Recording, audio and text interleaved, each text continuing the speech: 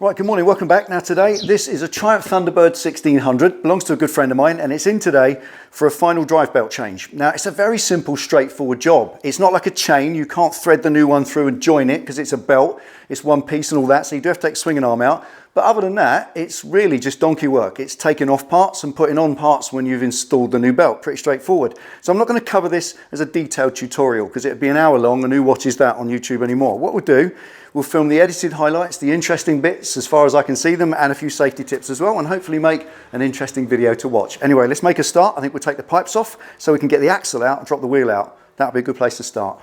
Let's go.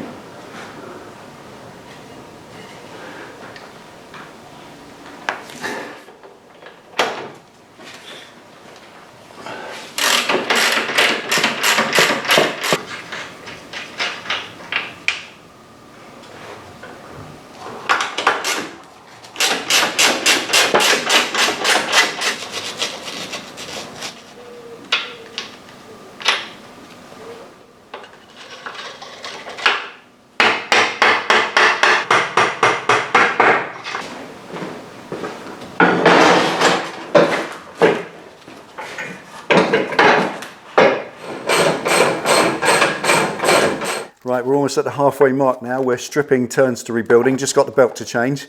And to get that out, all I've got to do is pull out the swing arm pivot shaft, slip the swing arm back, just enough to make about 1.5 inch gap, slip the old one out, pop the new one through, mount it on the front pulley, and then we start rebuilding everything back in the opposite direction. Let's carry on.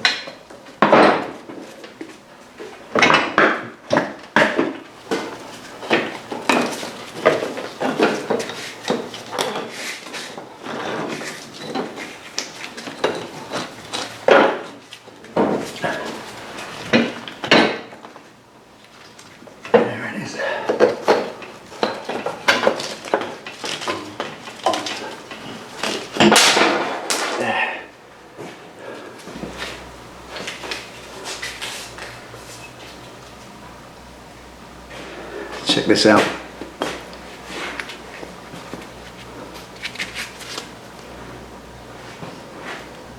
There we go.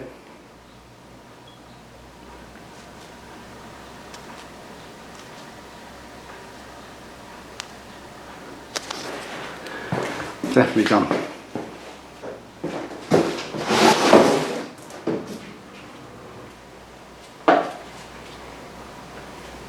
So.